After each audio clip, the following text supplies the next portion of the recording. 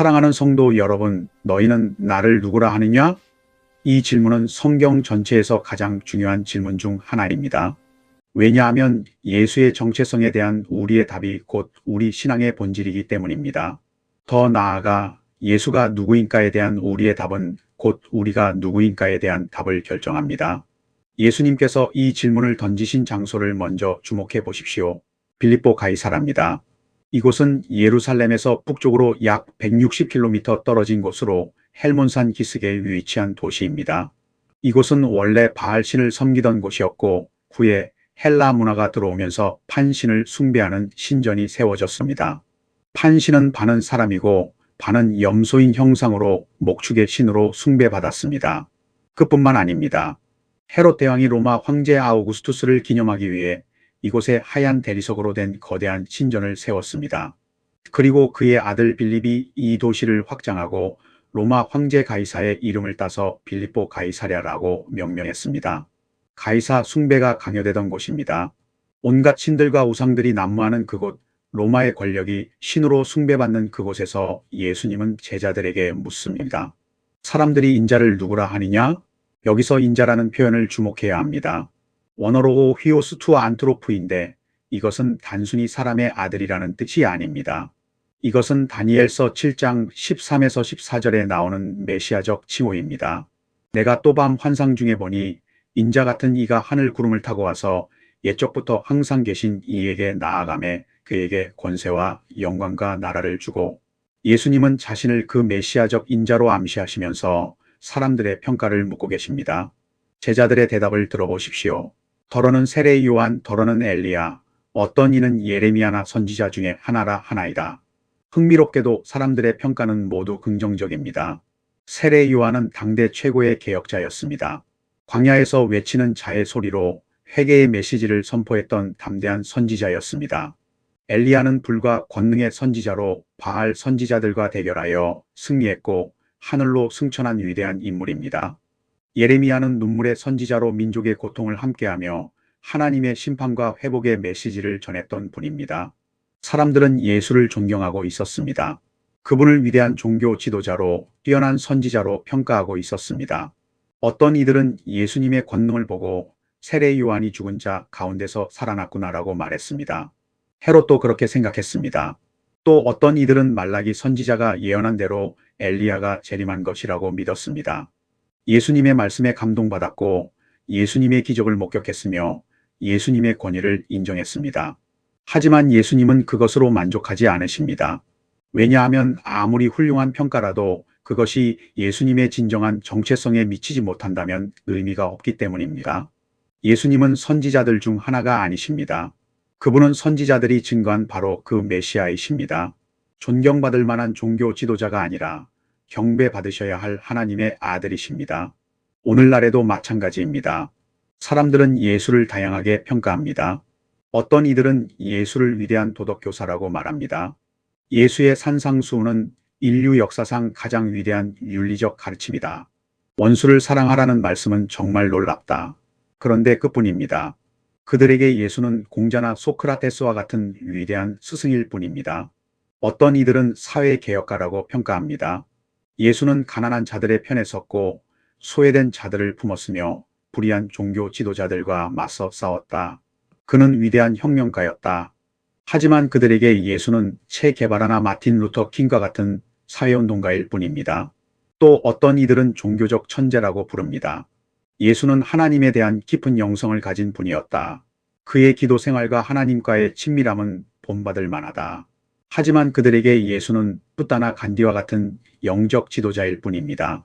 심지어 어떤 이들은 신화적 인물이라고 치부합니다. 예수라는 인물이 실제로 존재했는지도 의심스럽다. 설령 있었다 해도 성경의 기적 이야기들은 후대에 만들어진 신화일 뿐이다. 이처럼 예수에 대한 평가는 다양합니다. 그런데 예수님은 오늘도 우리에게 묻고 계십니다. 그래서 너는 나를 누구라 하느냐? 사랑하는 성도 여러분, 하나님께서 우리에게 가장 중요하게 여기시는 것은 세상이 나를 어떻게 보느냐가 아닙니다. 너는 나를 어떻게 보느냐입니다. 우리 주변 사람들이 예수를 어떻게 평가하는지, 이 시대의 지성인들이 기독교를 어떻게 해석하는지, 종교학자들이 예수를 어떻게 분류하는지가 중요한 게 아닙니다. 내가 바로 나 자신이 예수를 누구라고 고백하느냐가 중요합니다. 왜냐하면 신앙은 정보의 문제가 아니라 관계의 문제이기 때문입니다. 누군가에 대해서 많이 안다고 해서 그 사람과 관계가 있는 것이 아닙니다. 우리가 유명한 사람에 대해 많이 알 수 있습니다. 그의 이름도 알고 업적도 알고 나이도 알 수 있습니다. 하지만 그것이 그 사람과 우리가 관계가 있다는 뜻입니까? 아닙니다. 마찬가지입니다. 예수에 대한 지식, 성경에 대한 정보, 신학적 개념들을 많이 알고 있다고 해서 그것이 신앙은 아닙니다. 신앙은 주는 그리스도시요 살아계신 하나님의 아들이시니이다라고 인격적으로 고백하는 것입니다. 신앙은 예수님과의 살아있는 관계입니다. 그분을 아는 지식이 아니라 그분을 아는 알미입니다. 그래서 예수님은 더 직접적인 질문을 하십니다. 너희는 나를 누구라 하느냐? 원어를 보면 너희는이라는 단어 휘메이스가 강조되어 있습니다. 다른 사람들이 아니라 바로 너희는 나를 누구라고 말하느냐? 이것은 개인적인 질문입니다. 대중의 여론이 아니라 제자 한 사람 한 사람의 고백을 요구하시는 것입니다. 예수님께서 사람들이 인자를 누구라 하느냐? 고 물으셨을 때 제자들은 보고서를 낭독하듯이 대답했습니다. 더러는 세례 요한, 더러는 엘리야, 어떤 이는 예레미야나 선지자 중에 하나라 하나이다. 이것은 정보 전달입니다. 리서치 결과입니다. 여론조사 발표입니다. 제자들은 예수님과 함께 다니면서 수많은 사람들을 만났습니다. 갈릴리의 어부들도 만났고 예루살렘의 바리새인들도 만났고 사마리아의 평민들도 만났습니다. 그들이 예수에 대해 어떻게 말하는지 들었습니다. 그것을 지금 보고하고 있는 것입니다. 그런데 다른 사람들의 말은 당신의 신앙이 아닙니다. 지도자들의 의견이 아무리 많아도, 대중 여론이 아무리 호의적이어도, 종교적 해석이 아무리 다양해도 그것은 당신의 고백이 될 수 없습니다. 부모님이 뭐라고 하든, 친구들이 뭐라고 하든, 교회 전통이 뭐라고 가르치든 해서 그것은 당신의 신앙이 아닙니다. 많은 사람들이 이런 식으로 신앙생활을 합니다. 우리 어머니가 정말 신앙이 좋으셨어요.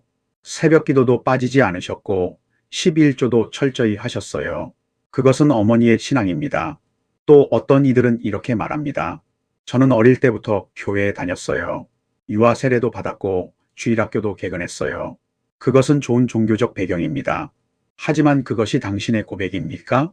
신앙은 간접적일 수 없습니다. 신앙은 대리적일 수 없습니다. 신앙은 전통적일 수만은 없습니다.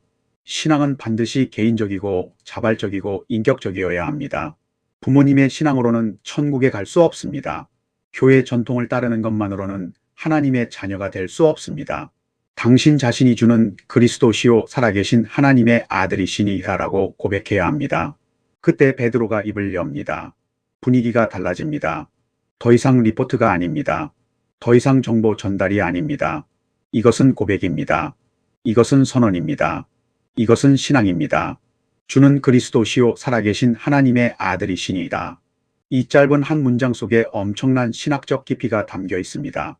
첫째, 주는이라고 말합니다. 원어로 she인데 she는 강조된 당신입니다. 다른 누구도 아닌 바로 당신이라는 뜻입니다. 베드로는 예수님을 세례 요한과 구별하고 엘리야와 구별하고 예레미야와 구별하고 있습니다. 예수님은 그들과 같은 부류가 아니십니다. 둘째, 그리스도시오라고 고백합니다. 그리스도는 원어로 크리스토스이고 이것은 히브리어 마시아흐, 즉 메시아를 헬라어로 번역한 것입니다. 기름 부음 받은 자라는 뜻입니다. 이것은 단순한 칭호가 아니라 정체성의 고백입니다. 구약시대에 기름 부음을 받는 사람은 세 종류였습니다. 왕과 제사장과 선지자입니다. 베드로는 예수가 바로 왕이시며 제사장이시며 선지자이신 그 메시아임을 고백하고 있습니다. 이스라엘이 수백 년 동안 기다려온 바로 그 메시아, 다윗의 후손으로 오셔서 영원한 나라를 세우실 그 메시아임을 선언하는 것입니다. 셋째, 살아계신 하나님의 아들이시니이다. 여기서 살아계신이라는 표현이 중요합니다. 원어로 제온토스는 현재 분사형으로 지금도 살아계시는 이라는 뜻입니다. 빌립보 가이사랴에는 수많은 신들이 있었습니다. 돌로 만든 판신의 조각상이 있었습니다. 대리석으로 세운 가이사의 신전이 있었습니다. 하지만 그것들은 다 죽은 우상입니다. 아무 능력도 없고 아무 생명도 없는 형상에 불과합니다. 그러나 베드로가 고백하는 하나님은 살아계신 하나님입니다. 지금도 역사하시는 하나님입니다. 지금도 말씀하시는 하나님입니다. 지금도 들으시는 하나님입니다. 그리고 예수는 바로 그 살아계신 하나님의 아들이십니다. 아들이라는 표현도 단순히 생물학적 관계가 아닙니다. 원어로 히오스투테오는 본질의 동일성을 의미합니다. 예수님은 하나님과 본질이 같으신 분입니다. 하나님이시면서 사람이 되신 분입니다. 이 고백이 얼마나 놀라운 것인지 아십니까? 베드로는 갈릴리 어부였습니다. 신학교육을 받지 못했습니다. 랍비 학교에 다니지 않았습니다. 성경학자가 아니었습니다. 그런데 그가 이런 고백을 합니다. 어떻게 가능합니까? 예수님께서 말씀하십니다. 바요나 시몬아 내가 복이 있도다. 이를 내게 알게 한 이는 혈육이 아니요 하늘에 계신 내 아버지시니라. 바요나는 요나의 아들이라는 뜻입니다. 베드로의 본명은 요나의 아들 시몬입니다. 예수님은 그의 원래 이름을 부르시면서 내가 복이 있도다라고 선언하십니다. 혈육은 원어로 사르크스 카이 하이마, 직역하면 살과 피입니다. 이것은 인간적인 지혜, 이성적인 추론, 종교적 교육을 의미합니다. 베드로의 이 고백은 그가 똑똑해서 나온 것이 아닙니다. 그가 공부를 많이 해서 나온 것이 아닙니다. 그가 신학적 훈련을 받아서 나온 것이 아닙니다. 하나님 아버지께서 계시해 주신 것입니다. 성령님께서 베드로의 영혼의 빛을 비추어 주신 것입니다. 진정한 신앙 고백은 인간의 노력으로 만들어지는 것이 아니라 하나님의 은혜로 주어지는 것입니다. 우리가 예수를 알기 전에 하나님께서 먼저 우리를 아셨습니다. 우리가 예수를 선택하기 전에 하나님께서 먼저 우리를 선택하셨습니다. 우리가 예수를 고백할 수 있는 것은 성령님의 역사입니다. 그런데 더 놀라운 일이 일어납니다. 예수님께서 베드로에게 말씀하십니다.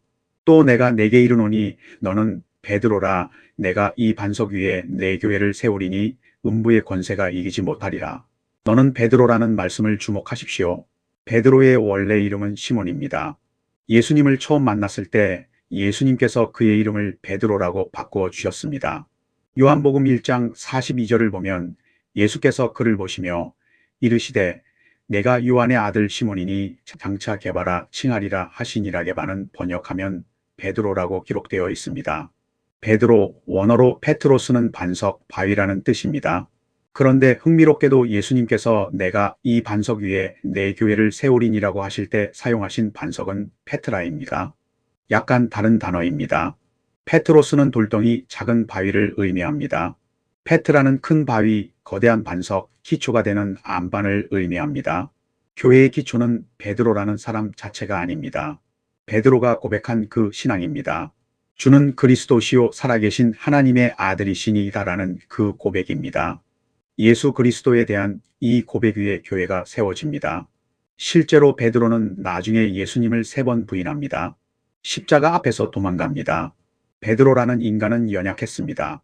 그러나 베드로가 고백한 그 진리, 예수가 그리스도이시라는 그 진리는 흔들리지 않습니다. 그 반석 위에 교회가 세워집니다. 사랑하는 성도 여러분, 여기서 우리는 놀라운 진리를 발견합니다. 참된 고백은 우리의 정체성을 바꿉니다. 베드로는 더 이상 그냥 시몬이 아닙니다. 그는 이제 베드로입니다. 반석입니다.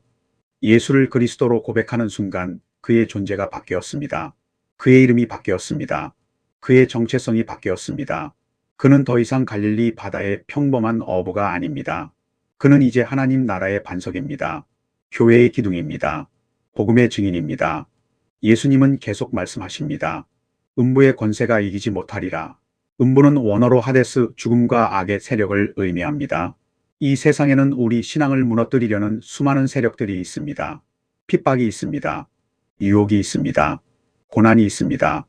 회의가 있습니다. 절망이 있습니다. 그러나 예수 그리스도 위에 세워진 교회는 어떤 악의 세력도 어떤 죽음의 권세도 이기지 못합니다. 왜냐하면 교회의 머리는 부활하신 그리스도이시기 때문입니다. 사망을 이기고 부활하신 예수님께서 교회의 주인이시기 때문입니다. 고백이 미래를 바꿉니다. 내가 천국 열쇠를 내게 주리니. 이것은 권세의 위임입니다. 열쇠는 권한의 상징입니다. 베드로에게 그리고 예수를 그리스도로 고백하는 모든 제자들에게 천국의 복음을 전할 권세가 주어집니다. 죄를 사하고 생명을 선포할 권세가 주어집니다. 실제로 베드로는 오순절날 성령을 받은 후 첫 설교를 통해 3,000명을 회개시켰습니다. 천국 문이 열렸습니다. 그 후에도 수많은 사람들이 베드로의 증거를 통해 구원을 받았습니다. 내가 땅에서 무엇이든지 매면 하늘에서도 매일 것이요 내가 땅에서 무엇이든지 풀면 하늘에서도 풀리리라. 여기서 매다와 풀다는 랍비적 용어입니다. 금지하고 허락하는 것, 죄를 정하고 용서를 선포하는 것을 의미합니다. 그런데 중요한 것은 원어의 시제입니다. 매일 것이라는 표현은 원어로 에스타이 데데메논, 미래 완료 수동태입니다. 직역하면 이미 매여 있는 상태일 것이다입니다. 이것은 교회가 하늘의 뜻을 마음대로 바꿀 수 있다는 뜻이 아닙니다.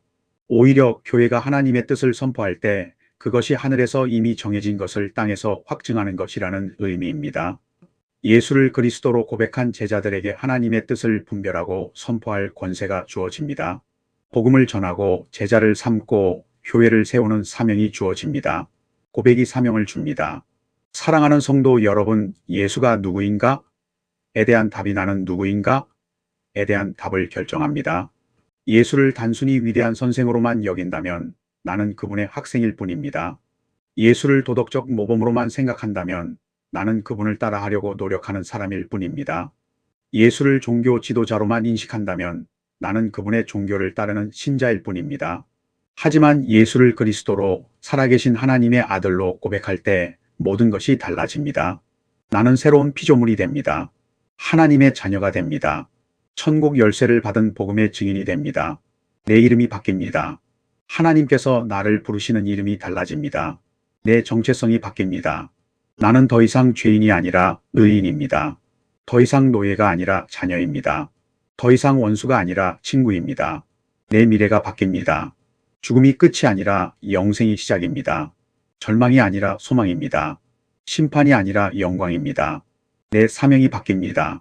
나는 더 이상 이 땅에서 성공하기 위해 사는 사람이 아닙니다. 하나님 나라를 위해 살아가는 사람입니다. 복음을 전하는 사람입니다. 제자를 삼는 사람입니다. 오늘 이 자리에 계신 모든 분들에게 예수님께서 묻고 계십니다. 너희는 나를 누구라 하느냐? 이것은 교리 시험이 아닙니다. 신학 퀴즈가 아닙니다. 정답 맞히기 게임이 아닙니다. 이것은 관계에 대한 질문입니다. 고백에 대한 초대입니다. 당신의 인생을 바꿀 질문입니다.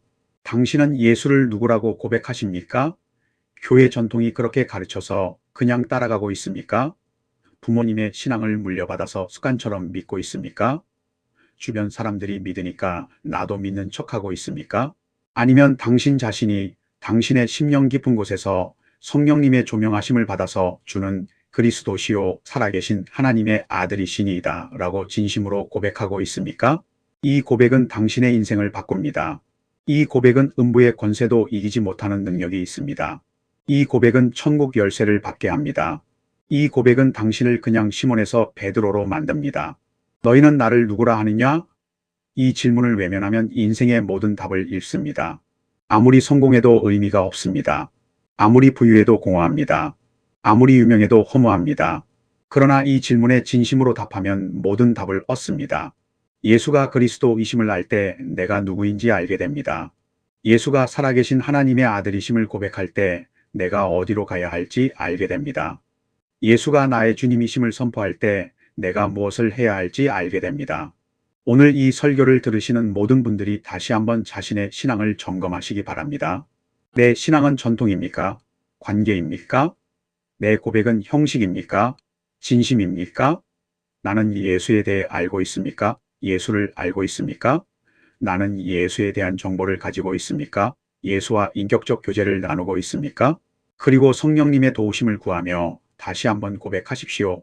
주는 그리스도시요 살아계신 하나님의 아들이시니이다. 이 고백이 당신의 입술에서, 당신의 심령에서, 당신의 삶에서 나올 때 하나님께서 말씀하실 것입니다. 내가 복이 있도다. 이것은 사람이 내게 알게 한 것이 아니라 하늘에 계신 내 아버지께서 알게 하신 것이다. 너는 이제 새로운 사람이다.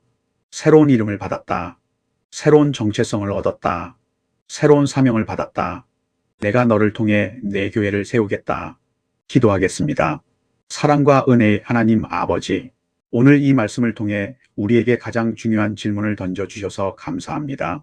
너희는 나를 누구라 하느냐? 이 질문 앞에 우리를 세워주시니 감사합니다. 주님, 우리가 고백합니다. 주는 그리스도시요 살아계신 하나님의 아들이십니다. 이 고백이 우리의 지식이 아니라 우리의 체험이 되게 하시고 우리의 전통이 아니라 우리의 관계가 되게 하옵소서. 다른 사람들의 신앙이 아니라 나의 신앙으로, 간접적인 믿음이 아니라 인격적인 만남으로 예수님을 알아가게 하옵소서. 그래서 우리의 정체성이 변화되고 우리의 미래가 하나님의 뜻 안에서 새롭게 열리며 우리의 사명을 발견하게 하옵소서. 주님을 아는 것이 우리 자신을 아는 것임을 깨닫게 하시고 주님을 고백하는 것이 우리 인생의 방향을 결정함을 믿게 하옵소서. 이 한 주간도 우리가 입술로, 삶으로, 존재로 주님을 고백하며 살아가게 하옵소서. 세상이 뭐라 하든 우리는 담대히 선포하게 하옵소서. 예수는 그리스도시요 살아계신 하나님의 아들이십니다. 예수 그리스도의 이름으로 기도합니다. 아멘.